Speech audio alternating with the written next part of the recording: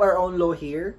Pero iba din ang story pag sinabi natin agreement ng country to country. Ang tawag doon, international law. To govern relations between states. Okay? Bentham believed now that impartial global legislators should draft laws aimed at producing the greatest happiness of all nations taken together. Nandyan niya sa reference natin. His ideas now reflected an early attempt to imagine in a world in which states cooperate under shared rules for the common good. So, in understanding this proposal for global governance seemed to challenge state sovereignty. Mga critics would ask na, would a world government not become supreme? Or would its laws not override the authority of the individual states? So the first thinker to understand the idea of nationalism with liberal internationalism was the 19th century Italian patriot Giuseppe Mazzini. Okay, si Mazzini advocated both the unification of the Italian-speaking mini-states yan and the creation of a system, free independent nations cooperating internationally. So, Mazzini now envisioned a world in which sovereignty remained with nation-states, but these states work together to form a cooperative international system. For instance, he imagined idea of United States of Europe, where national independence and international cooperation could coexist. Okay? However, Mazzini is therefore considered as a nationalist internationalist, believing that free and unified nation states are the foundation of global cooperations.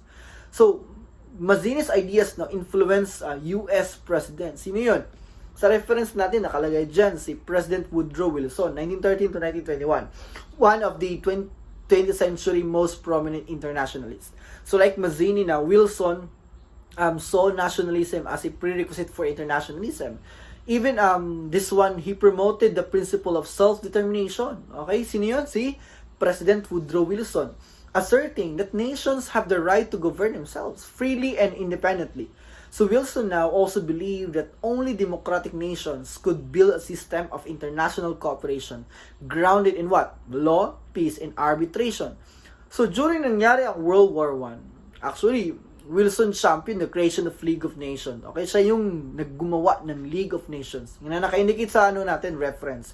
Envisioning it as a revenue to resolve conflicts peacefully and prevent future wars. So for his efforts in promoting international cooperation and peace, Wilson was awarded the Nobel Prize in 1919. Okay? Kindly take note of that.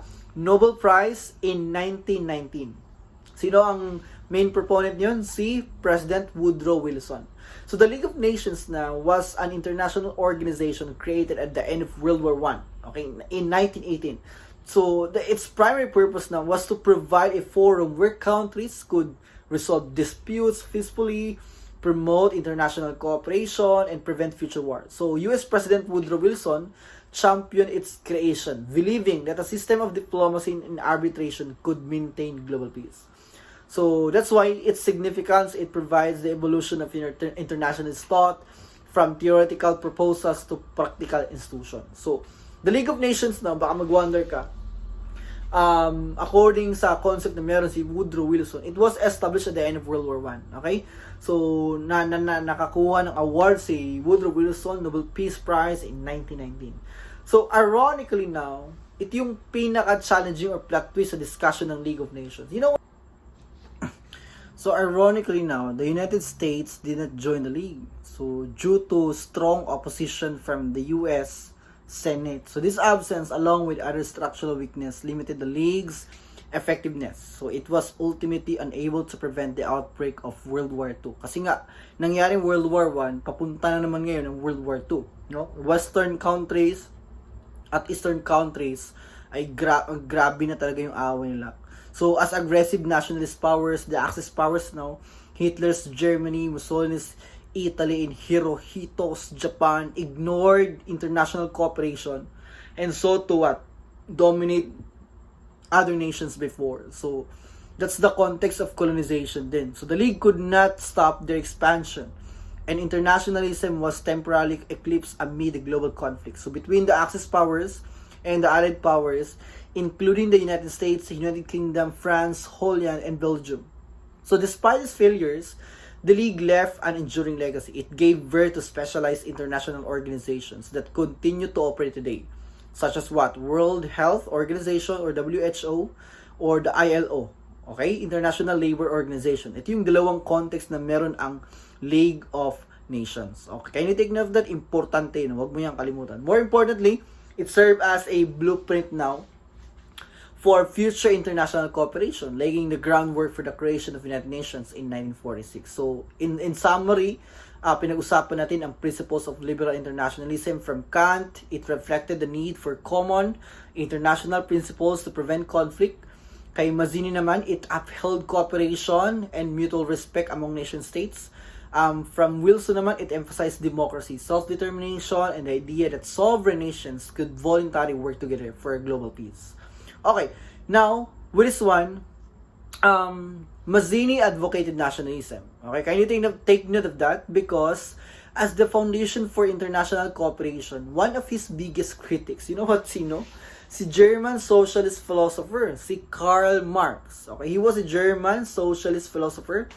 Marx was also an internationalist, but he fundamentally rejected nationalism.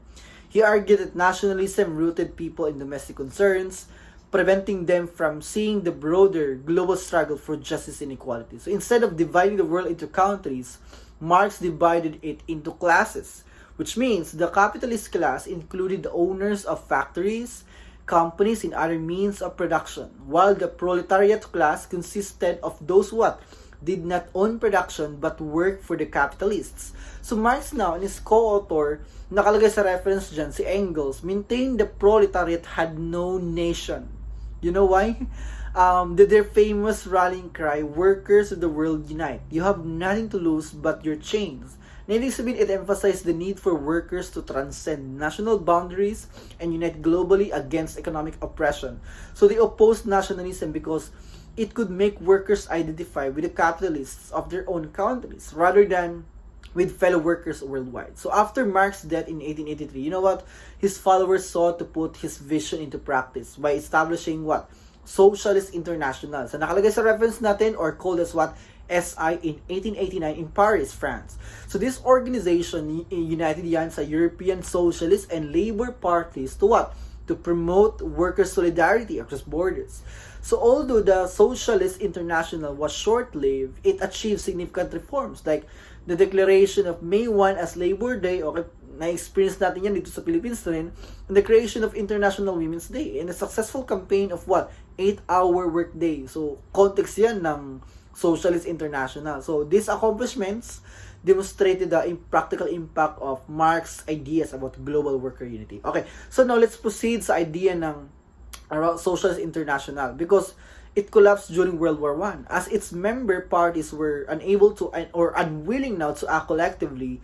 Many sister parties even supported their national government, sometimes fighting against one another. So this outcome now confirmed that Karl Marx's warning, okay, when workers and their organizations prioritize national allegiance over global solidarity, the long-term interests are compromised. So after the Socialist International disintegrated, a more radical form of Socialist Internationalism emerged with the Russian Revolution of 1917. Nakalagay sa reference natin, si Tsar Nicholas II, okay, was overthrown and replaced by a revolutionary government led by Bolshevik Party under Vladimir Lenin. Okay, this new state now became Union of Soviet Socialist Republic or called as USSR. Okay, ano yun? Union of Soviet Socialist Republics, USSR. Unlike the majority of SI member parties, the Bolsheviks now rejected electoral democracy for the working class and advocated for revolutionary vanguard parties to lead global revolutions using force if necessary. So modern parties now following this model are referred to communist parties. So if we are trying to understand the government context of China or other countries that is practiced that the communism is being practiced, so dito nag-start ang communism. So sa Bolshevik or the Union of Soviet Socialist Republics or USSR. Okay? So to coordinate worldwide socialist revolution, in our presentation right now, Lenin established the Communist International or called as Comintern in 1919. So the Comintern was more radical and less democratic siya than the Socialist Social International, reflecting the top-down governance na pinapakita dun na many states feared the Comintern. Why? Ito yun. Suspecting it sought to meant revolutions within their borders, a fear that proved valid. So during World War II, nangyaring World War II, this suspicion of complicated alliances as the United States and United Kingdom questioned now the Soviet Union's intentions while both were fighting Hitler's Germany. So to maintain cooperation with its allies, Joseph Stalin dissolved the Comintern in 1943. So after the war, Stalin re-established the organization as the Communist Information Bureau, or nakalagay sa reference natin, Cominform. The USSR used it to direct communist parties in Eastern Europe, consolidating influence in countries under Soviet control during the post-war division of Europe into spheres of influence. So with the collapse of Soviet Union in 1991, communist internationalism effectively ended. So the Social International was re-established in 1951, but its influence now remained primarily in Europe and has not been a major force in global politics since. So that's the idea, or that's the context now of internationalism in terms of globalization. So globalization in contemporary world. So in summary now, pinapakita doon na ang Comintern can create a crucial in shaping global cooperation, okay, norms and institutions. So it demonstrates that while states retain sovereignty, shared responsibility, and interdependence are necessary, okay, to address global challenges, making it a foundational element of modern globalization. So the legacy of understanding globalization in our subject, the contemporary world, despite its eventual dissolution, the Comintern demonstrates historical impact of transnational ideological networks on global politics. So its activities highlight the tension between sovereignty and international cooperation. So kindly take note that it shaped political ideologies, influenced global power dynamics, and impact international relations. So I think that's all to my presentation. I hope you learned something and take note of the context, and that's all. Thank you.